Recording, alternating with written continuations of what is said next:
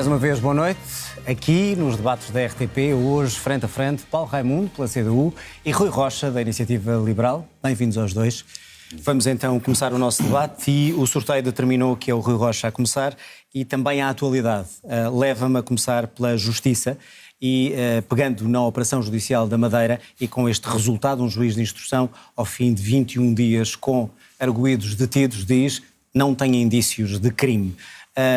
Que pistas é que isto vos dá? E começando pelo Rui Rocha, há uma necessidade urgente de fazer mudanças na Justiça ou agora, por causa destes casos, é perigoso? Boa noite, João. Boa noite ao Paulo Raimundo. Boa noite aos espectadores. Eu quero, antes de mais, manifestar os meus sentimentos ao líder do PSD e, respondendo em termos de justiça, o que a Iniciativa Liberal pretende é uma justiça a funcionar para todos.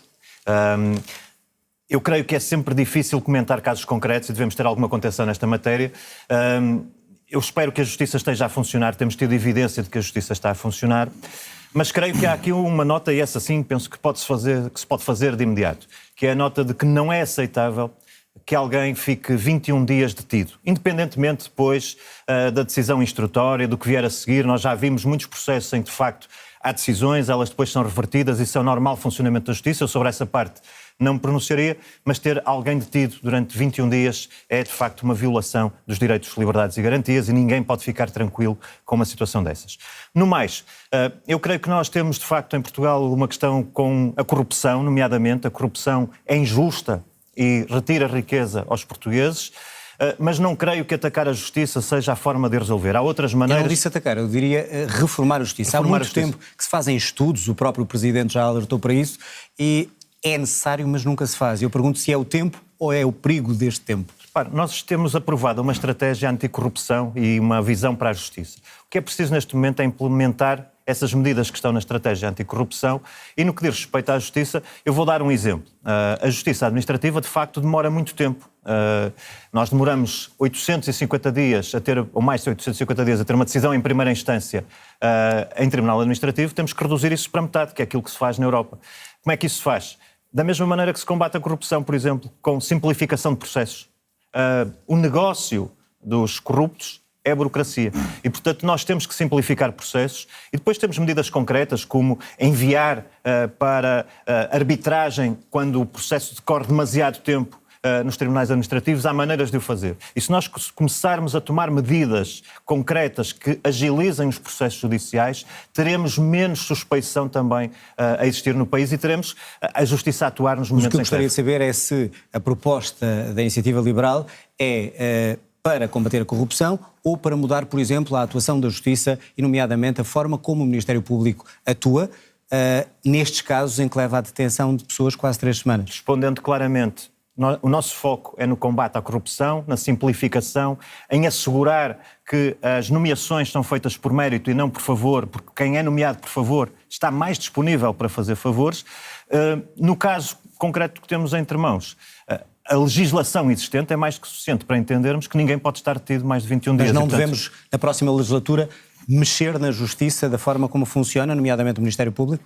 Eu, quando ouço mexer na Justiça, aquilo que me vem à cabeça é intromissão do poder político na Justiça. E para isso nós não estamos. Paulo Raimundo, perante este caso que é emblemático de vários outros e que envolve também pessoas ligadas aos principais partidos, a mesma pergunta, mas neste sentido.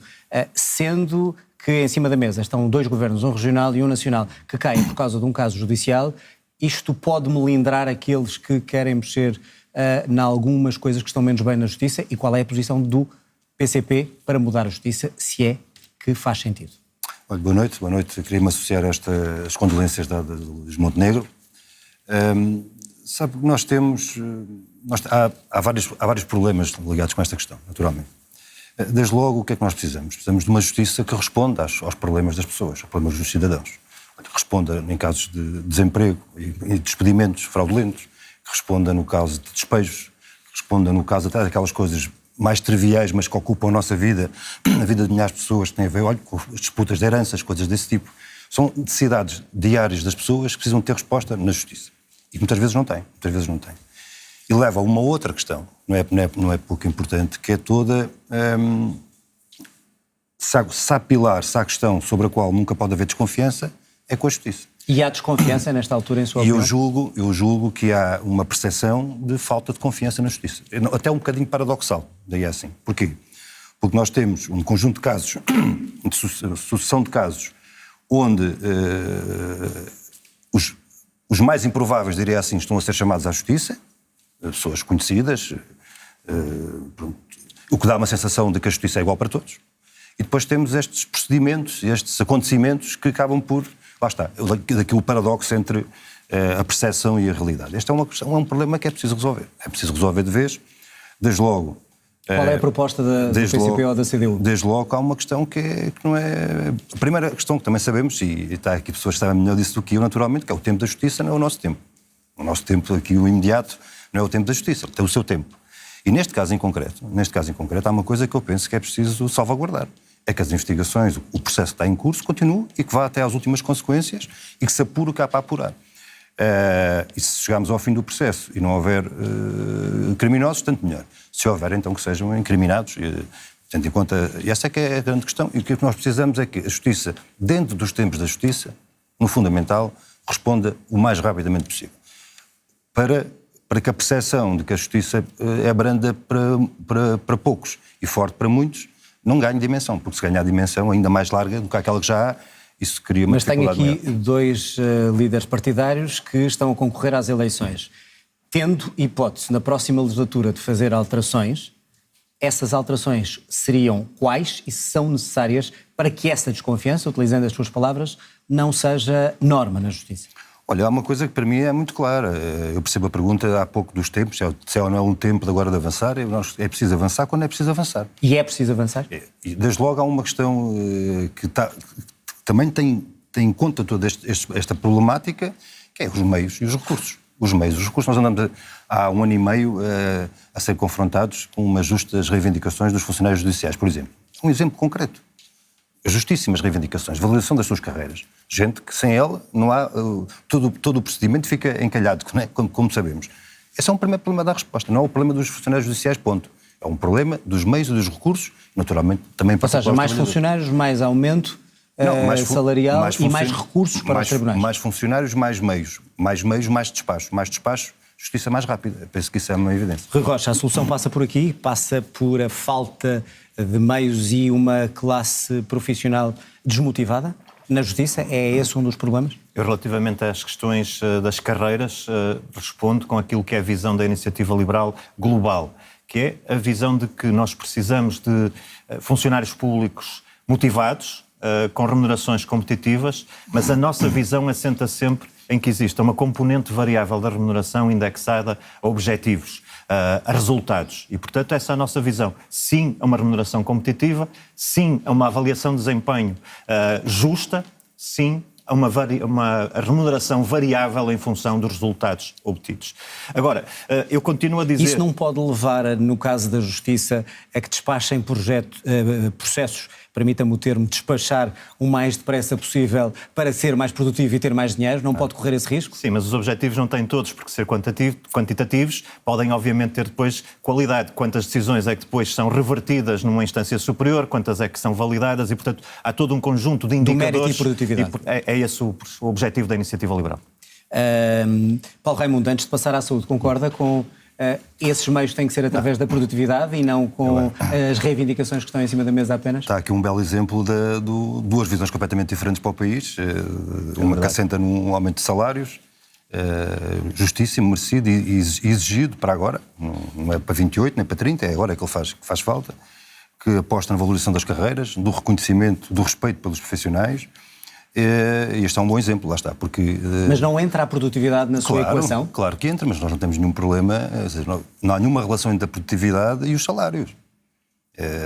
Rui Rocha deve ter uma opinião diferente da minha, mas não há nenhuma relação entre a produtividade e os salários. Eu diria assim, antes houvesse, porque se houvesse alguma relação entre a produtividade e os salários estariam muito mais altos do que aquilo que estão. E precisávamos disso. E depois há outra coisa, que é... há uma diferença grande entre rendimentos e salário. E aquilo que as pessoas que o contam no final de cada mês, que o contam para organizar a sua vida, é com os salários. Não é que aquilo, com o prémio A, B ou C que vão receber, eventualmente um dia, e às vezes num dia, se nunca à tarde. Mas o choque salarial que hoje várias vezes disse que é preciso mais do que o choque fiscal significa um aumento imediato dos salários, independentemente da produtividade no setor público? Vamos lá ver. Há três necessidades. Primeira necessidade, um aumento geral e significativo dos salários. O que propomos é 15% de aumento durante o ano 2024, 150 euros no mínimo para cada trabalhador. É esta a proposta que fazemos, naturalmente, com o aumento do salário médio e com componente também do salário mínimo. Porque estes são os trabalhadores que criam a riqueza. E o problema que nós temos é que temos uma ínfima parte da riqueza que é criada por quem trabalha que está a ser distribuída para quem a concretiza. E como é que vai levar os privados, já falámos sobre isso, a pagar esse aumento que está a dizer? A segunda questão é que não é um problema de falta de dinheiro. Porque, se fizermos a oportunidade para aprofundar esta matéria, aprofundamos. Mas vamos lá ver. É lógico, para a nossa proposta ir para diante, que respondia às necessidades de 5 milhões de trabalhadores do nosso país, é claro que os grupos económicos não podiam ter 25 milhões de euros de lucros por dia. Se calhar só tinham 16, 17, 18. E então, qual era o problema com que nós vivíamos? Havia algum problema com isso? Claro que sim, estou só a deixá-lo concluir. Muito bem. Rui Rocha, pegando a sua proposta, estava aqui a olhar, de Iniciativa Liberal, 5,5% de aumento salarial ao ano, é isso? Correto? Bruto, sim. Salário médio, 1.500 euros. Como é que vai fazer isso? E já agora também a questão de empresas com mais lucros mais facilmente deveriam aumentar os salários. Eu vou então tentar apresentar a nossa visão, que é muito diferente da que o Paulo Raimundo apresentou. Nós entendemos que Portugal precisa de crescimento económico, e crescimento económico a sério. Como é que isto... Até porque temos sido ultrapassados por vários países, vários países que, entretanto, tinham saído da ex-União Soviética e já nos ultrapassaram. E o que é que nós entendemos? É preciso baixar o IRS às famílias, é preciso aumentar as isenções, por exemplo, para atividades de profissionais liberais e trabalhadores independentes para que cheguem ao fim do mês com mais dinheiro no bolso depois de um mês de trabalho. É preciso acelerar os licenciamentos da atividade económica, é preciso eliminar ou reduzir taxas e taxinhas como as tributações autónomas, é preciso baixar o IRC. Nós propomos uma taxa de base de 12% para que as empresas portuguesas... Portanto, é o oposto que a CDU diz, certo? E já lá vou mesmo à questão da CDU. Possam crescer e para que possamos atrair capital estrangeiro e investimento estrangeiro. O Paulo Raimundo ontem eu assisti ao debate e falou de uma visita que fez à Azogma, onde encontrou operários qualificados que até tinham boas condições para a realidade portuguesa, mas que estavam a decidir emigrar para a Alemanha e para a Holanda. Pois cá está. Porquê é que fazem isso? Olha, primeiro porque são países que aplicam políticas liberais. Segundo, porque têm empresas grandes. O que é que as empresas grandes trazem e porquê é que nós precisamos de as trazer para cá? Trazem inovação, trazem tecnologia, trazem produtividade e trazem uma coisa muito importante. Salários mais altos. As empresas grandes pagam salários mais altos. Mas a questão é, as que já cá estão, e deduzo das palavras do Paulo Raimundo que hoje falou da Galp, as empresas que já estão cá e que anunciam 1.000 milhões de lucros, devem pagar, por causa disso, mais salários? E porquê é que não pagam? É a pergunta que eu lhe coloco assim. A questão, se falarmos do caso da Galp concretamente, o que se passa é que a Galp tem atividade em vários países e esses lucros não foram gerados todos em Portugal. Aliás, eu creio que 90% desses lucros foram gerados no Brasil. E, portanto, é normal que tenham lucros e é normal que paguem impostos e contribuições para os países onde operam. O problema aqui é o seguinte, é que nós entendemos que deve haver lucros privados e prejuízos privados. Eu vou dar um exemplo de algo que aconteceu em vários orçamentos que o PCP viabilizou, em que estava previsto, por exemplo, atribuir dinheiro ao Fundo de Resolução para depois entregar ao novo banco. E outra coisa, o Tribunal de Contas disse, ainda há pouco tempo, que entre 2008 e 2021 foram entregues à banca 30 mil milhões de euros. Ora, 30 mil milhões de euros, o saldo final disso foram 22 mil milhões de euros e de 20 mil milhões foram, imagine-se para quem? Para o BES Novo Banco, que o PCP queria nacionalizar, claro. Para o BPN nacionalizado e para o Banco Público Caixa Geral de Depósitos, que levaram no conjunto 20 mil milhões de euros. E, portanto, então, com isso conclui? O que eu concluo é lucros privados, prejuízos privados. Quando as empresas correm bem, devem ter lucros. Quando as empresas correm mal, devem assumir os seus prejuízos. Não deve acontecer, como o PCP defende, que dinheiro dos contribuintes, como aconteceu na TAP, como aconteceu na CP, como aconteceu na EFASEC, dinheiro dos contribuintes seja injetado nesse tipo de empresas. Paulo Raimundo, responder a isto, o PCP é isso que defende, que o dinheiro seja injetado nas empresas para os trabalhadores não serem despedidos? Olha, falou-se aqui de taxas e taxinhas, nós acompanhamos essa preocupação, de haver taxas e taxinhas a mais. Aliás, nós achamos que há taxas, taxinhas a mais e há comissões a mais. E o Sr. Deputado Rui Rocha saberá que quando nós propusemos na Assembleia da República uma coisa tão simples, que era diminuir as comissões bancárias, as tais comissões bancárias que levam dos nossos bolsos todos os dias 6,5 milhões de euros. Vamos ver se eu não me engano no número. 6,5 milhões de euros todos os dias dos nossos bolsos para as comissões bancárias, taxas e taxinhas, a Iniciativa Liberal não nos acompanhou nessa proposta. E, portanto, tinha aí uma boa oportunidade para reduzir taxas, taxinhas e comissões e não nos acompanhou nessa proposta. Essa é uma primeira questão. Segunda questão, que é... vamos ver, o dinheiro dos contribuintes que vai para financiar quando há prejuízo nessas empresas. Se o PCP escuta uma coisa. Nós pusemos estes valores que foram anunciados na banca privada. Pusemos estes valores. Foi mais que a bazuca, né? Todo o dinheiro que saiu foi mais que a bazuca. Orçamentos que levavam dinheiro para o Fundo de Resolução para o novo banco. Todo o dinheiro que saiu foi mais que a bazuca, o PRR, aquela bazuca que aí vem, foi tudo o que nós pusemos na banca e na banca privada.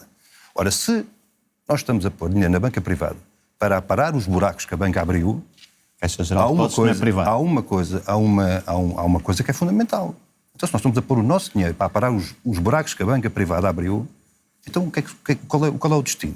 É limpar, como se fez na IFASEC? Depósitos não é... É limpar, como se fez na IFASEC, foi aqui referido a IFASEC, o Governo entrou com milhares de euros, limpou a empresa... Milhões, Paulo Ramos, 400 milhões de euros. Limpou a empresa e depois dela está limpa, em vez de pegar naquela extraordinária capacidade produtiva que ali está. Depois de pegar naquela capacidade extraordinária do ponto de vista dos operadores altamente especializados, o que é que faz? Entrega a um grupo privado. Portanto, o caminho, na sua opinião, é nacionalizar? Não, o caminho é primeiro, travar as privatizações. Essa é a primeira. Essa é a primeira. Mas tem havido mais nacionalizações, Paulo Raimundo. Tem havido e nunca mais acabam. A IFASEC, a TAP, sim. Não faltam aí nacionalizações, Paulo Raimundo. A IFASEC foi direitinha para um investidor alemão, como sabe bem. E a TAP, por vontade do Sr. Deputado, do seu partido e de, infelizmente, de um amplo espectro político alargado, desde o PS ao PSD, também será para entregar. Só para que fique claro, parar as privatizações, a começar pela TAP, como acabou de dizer, e nacionalizações. O que é que o PCP defende? O que é que deveria voltar ao ciclo do Estado? Nós aquilo que achamos é que o Estado tem que ter na sua mão, está uma visão completamente oposta da Iniciativa Liberal. Por isso é que eu quero perceber. Que acha que o Estado está a mais em tudo, a não ser para passar os cheques. O Estado está a mais em tudo, a não ser para passar os cheques. Nacionalizar sim ou não o quê? Não, mas eu vou dizer, nós aquilo que colocamos é o Estado precisa ter nas suas mãos instrumentos para poder dinamizar a economia e dinamizar o país. Ora, isso há várias formas de o fazer. Pode ser pela nacionalização, pode ser pelo controle público. Setores estratégicos. A saber, olha, energia, a banca, energia, telecomunicações. Mas ia nacionalizar o quê na banca? Vamos lá ver, ainda há pouco o Sr. Deputado Rui Rocha acusou-nos de termos metido dinheiro na banca privada. Sim, ora, se nós metemos dinheiro na banca privada, temos que ficar com ele. Todos os bancos, Paulo Raimundo? Mas o Deputado Rui Rocha...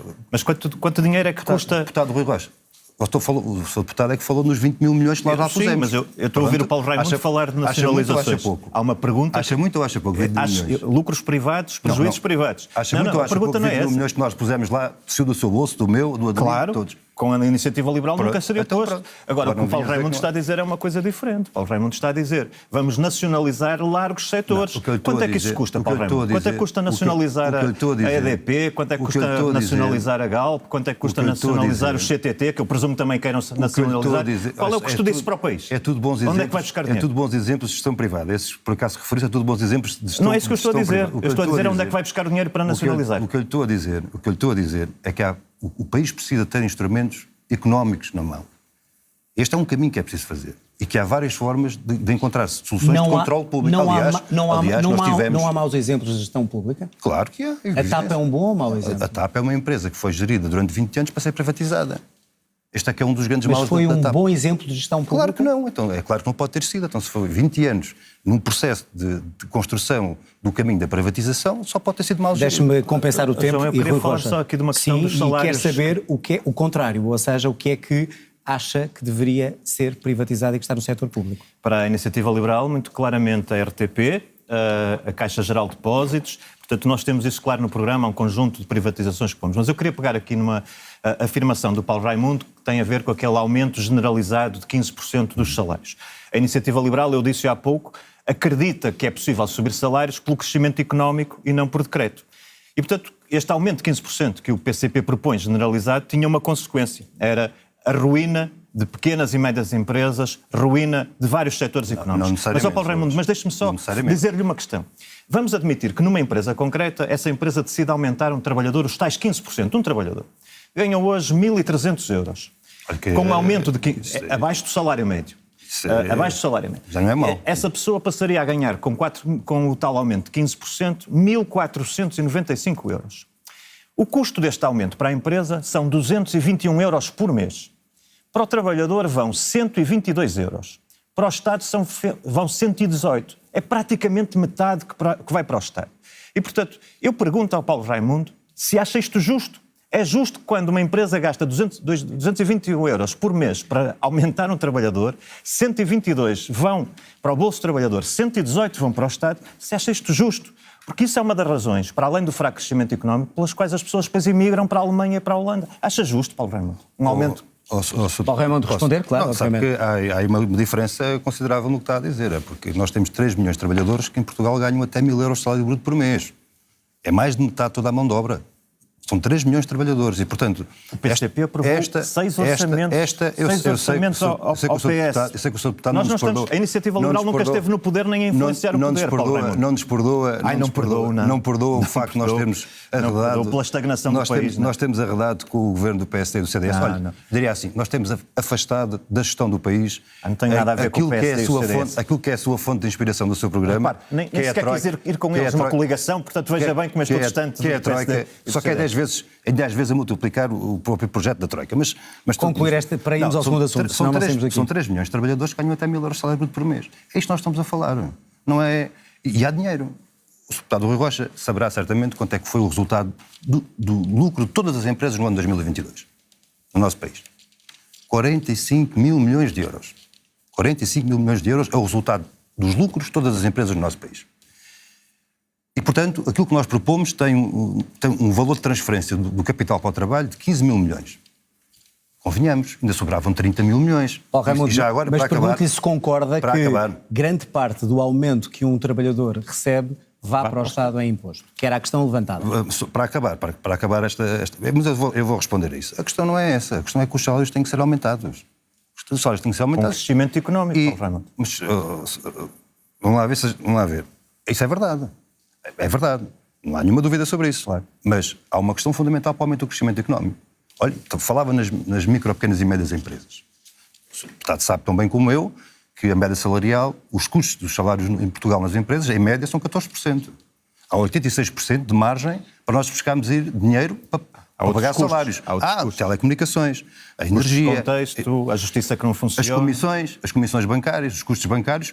Porquê é que não se aponta aí? Olha, nós também propomos 12% de IRC para as micro, pequenas e médias empresas. Estamos alinhados, mas nós queremos para todas. Rui Rocha, vamos avançar, vamos olhar para a saúde, até porque é curioso, recordo-me de, no telejornal, muitas vezes os ver, no mesmo dia, no mesmo centro de saúde, a falar com os mesmos utentes, salvo erro, em Mãe Martins. Portanto, isso mesmo.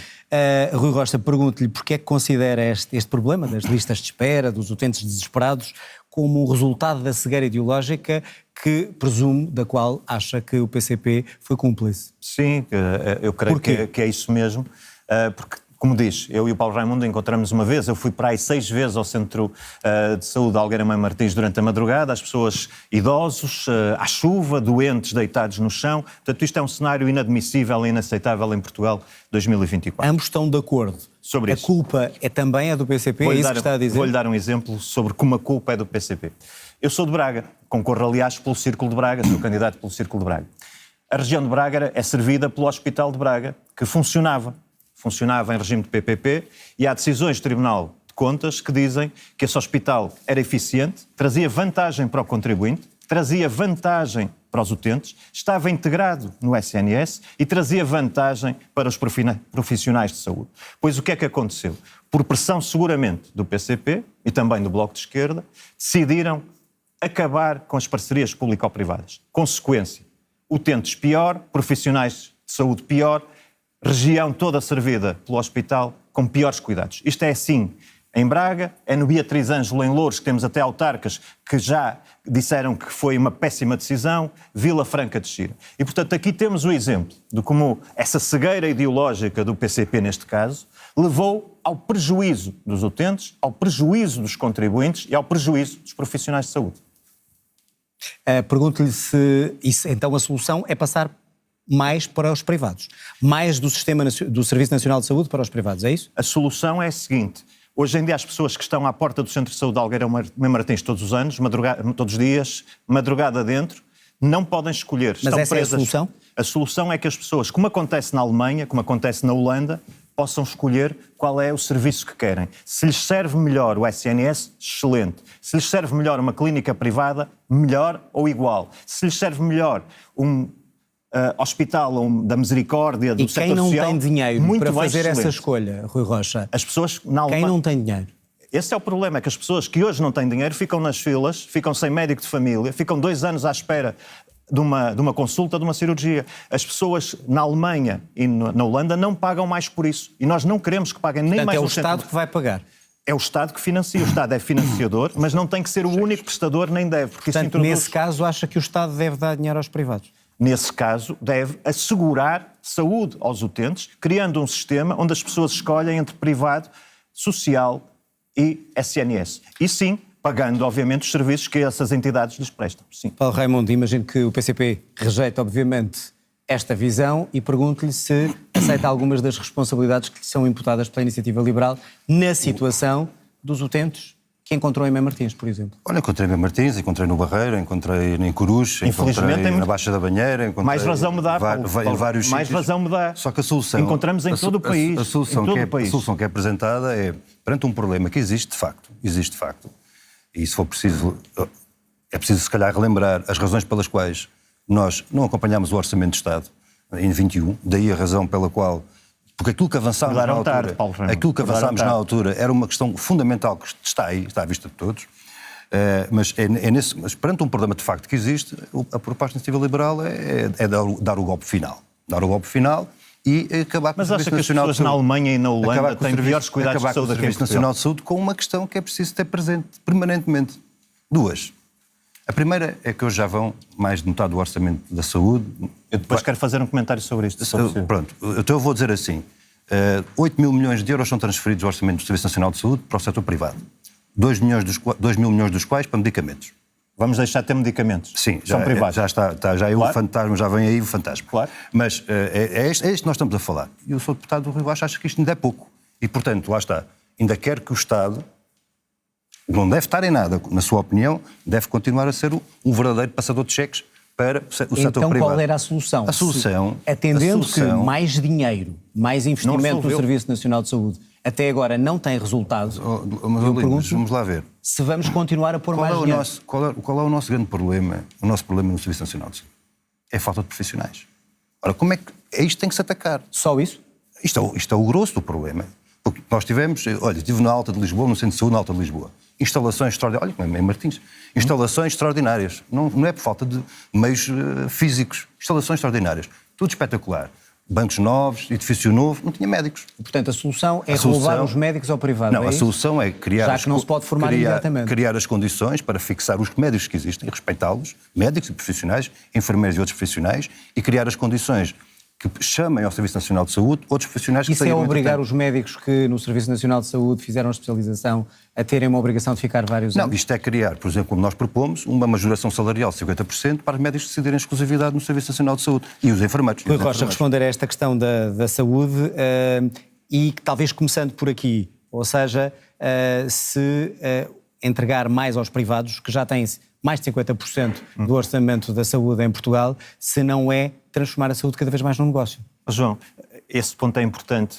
De facto, Paulo Raimundo começou a dizer, nesses 8 mil milhões que hoje são entregues ao setor privado, uma parte significativa são medicamentos, outra parte significativa são consumíveis, estetoscópios, compressas, outra parte também muito significativa são exames, diagnóstico, taques, ressonâncias magnéticas. Eu pergunto, tudo aquilo que o Estado se tiramos isto, podia e devia fazer. Então quem é que faz isto?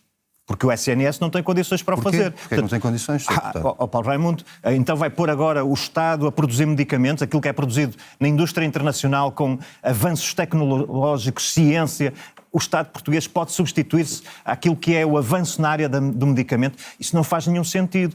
Nós não podemos prender as pessoas ao SNS, não pode ser. Nós temos que fazer aquilo que os outros países fazem com provas dadas, que é permitir liberdade de escolha. Não, eu nunca defendi o modelo dos Estados Unidos, é mais um fantasma que gostam de assinar, mas não de todo. Ficou claro. Portanto, a solução não é manter as pessoas amarradas a um SNS que não funciona. Não pode ser. Nós temos que permitir às pessoas... Nem dar cabo do resto. Não, mas isso não está em causa. Falando dos profissionais de saúde, que eu acho que é um tema muito importante. A mesma posição que temos relativamente às questões dos funcionários públicos. Nós hoje entendemos que é preciso melhorar as condições remuneratórias dos profissionais de saúde. Se eles têm... No setor público e no setor privado? No setor público, que é aquele que agora interessa do ponto de vista da política pública, com a tal ideia que nós temos. É preciso também incluir uma remuneração variável, como se faz em algumas áreas, mas estender isso a todas as áreas, em função de resultados, e sempre com aquela questão qualitativa que falávamos há pouco, também tendo em conta a melhoria da saúde pública. Portanto, uma orientação mais gestão privada no Serviço Nacional de Saúde. Uma orientação de gestão eficiente, seja ela privada ou pública, isso não interessa, porque às pessoas que estão doentes, o que importa é ter uma solução. Eu pergunto, as pessoas que hoje em dia têm a ADSE, que pagam para ter a ADSE, para poderem escolher, estão erradas. Aquilo que nós queremos é que os portugueses tenham a mesma coisa, não tendo que pagar mais por isso. Eu não acho que os funcionários públicos estejam errados quando pagam para ter acesso ao privado, ao social e ao público e escolher quando querem. É isso que nós queremos, sem que se pague nem mais um cêntimo. Para que fique claro, defende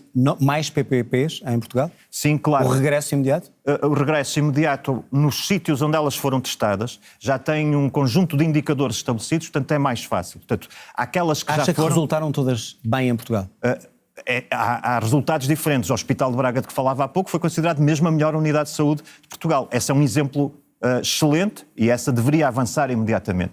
E deve ser estudado para outras unidades de saúde. Há sítios em que funcionará, outros não. Nós não somos fundamentalistas. Estude-se, recupere-se onde se deve recuperar, implemente-se onde se puder implementar. Onde for melhor ter o modelo atual, perfeito, não há nenhum problema com isso. Nós queremos um SNS forte para que as pessoas não estejam noite dentro, em filas, à espera de um tratamento.